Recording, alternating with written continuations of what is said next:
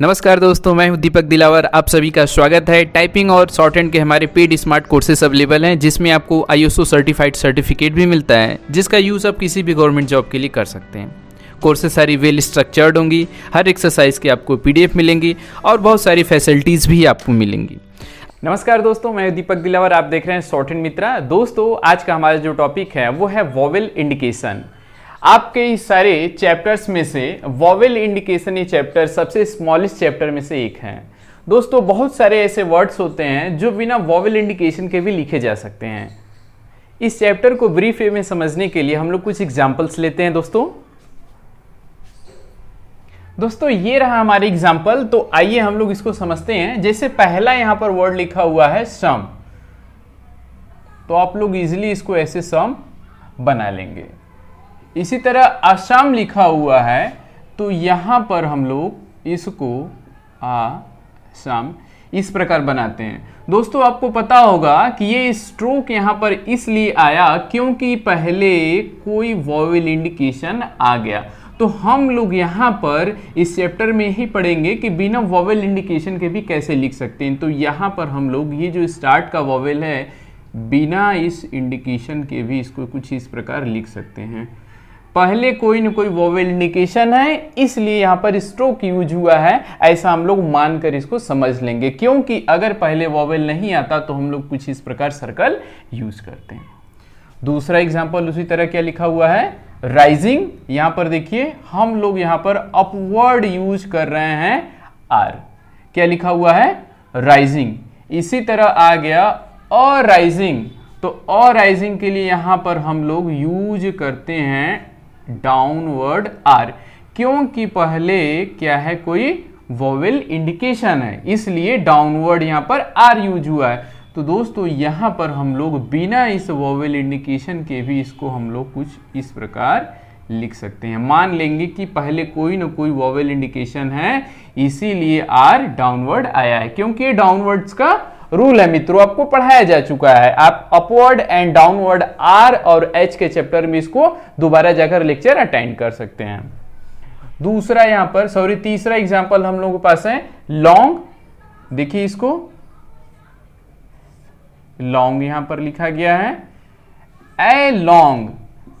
L के पहले क्या आ गया यहां पर, वोवेल। तो एल के पहले अगर वोवेल आ जाता है तो हम लोग एल डाउनवर्ड यूज करते हैं। तो इसको बिना वोवेल इंडिकेशन के भी हम लोग कुछ इस प्रकार लिख सकते हैं। समझ लेंगे कि पहले कोई न कोई क्या रहा है, वोवेल इंडिकेशन, इसलिए एल कैसे आया है, डाउनवर्ड। सारे रूल्स आपको याद होने चाहिए मित्रों। अगर सारा रूल्स आपका याद है पहले जो पढ़ाया गया है, तो आप इस चैप्टर को बड़ी आसानी से बिना वोवेल इंडिकेशन के स्टार्टिंग का बना सकते हैं। नेक्स्ट देखते हैं हम लोग एग्जाम्पल, वेक।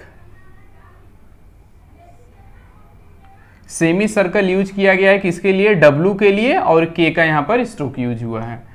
अवेक जैसे ही आ जाता है यहां पर हम लोग फुल लेंथ W यूज करते हैं, क्योंकि रूल्स है कि अगर वोवेल्स आ जाता है तो सेमी सर्कल इस W के लिए यूज नहीं होगा, आपको फुल लेंथ W का स्ट्रोक यूज करना पड़ेगा। तो आप लोग यहां पर बिना वोवेल इंडिकेशन के भी अवेक लिख सकते हैं।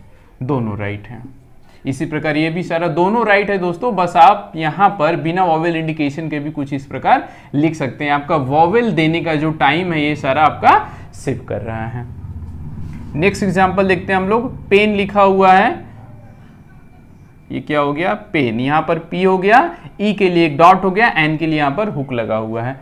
लेकिन जैसे ही आ गया पेनी, N प्लस वोवेल, तो यहां पर N के लिए हम लोग स्ट्रोक यूज करते हैं, पेनी। तो यहां पर हम लोग ये जो यूज किए हैं वोवेल का इंडिकेशन, बिना हम लोग इंडिकेशन के भी लिख सकते हैं। ये मान लेंगे क्या है कि पेनी है। स्ट्रोक यहां पर इसलिए यूज हुआ है क्योंकि एन के बाद कोई ना कोई क्या है, वोवेल साउंड है। जब भी एन के बाद कोई वोवेल साउंड रहता है तो हम लोग एन का हुक यूज नहीं करते हैं, हम लोग एन का स्ट्रोक यूज करते हैं। लास्ट एग्जांपल देखते हैं, वो क्या लिखा हुआ है, टेस्ट। ये क्या हो गया, टेस्ट। इसी तरह टेस्टी आ गया, यहां पर टी के बाद क्या आया है, कोई वोवेल साउंड, तो यहां पर भी हम लोग एसटी का लूप यूज नहीं करेंगे, पूरा का पूरा टी का हम लोग स्ट्रोक यूज करेंगे। तो यहाँ पर भी हम लोग बिना वॉवेल इंडिकेशन के हम लोग समझ जाएंगे कि यहाँ पर टी के बाद क्या है, कोई ना कोई वॉवेल लिखा हुआ है। तो ये भी सही है आपका और ये भी सही है। तो दोस्तों इस चैप्टर में ज़्यादा कुछ है नहीं, बेसिकली यही है कि कोई भी अगर वॉवेल से वर्ड स्टार्ट हो रहा है या फिर वो वर्ड वॉवेल साउंड से एंड हो रहा है, ऐसे दोनों केसेस में हम लोग देखिए स्ट्रोक का यूज करते हैं। यहाँ पर स्ट्रोक का यूज किया गया है, यहाँ पर भी देखिए स्ट्रोक का यूज किया गया है।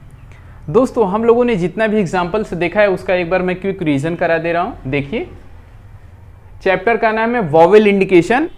पहला एग्जाम्पल यहाँ पर सम का है, तो यहाँ पर देखिए एस के लिए सर्कल यूज किया गया है और अ साउंड के लिए डैश और एम, इसमें कोई डाउट नहीं है।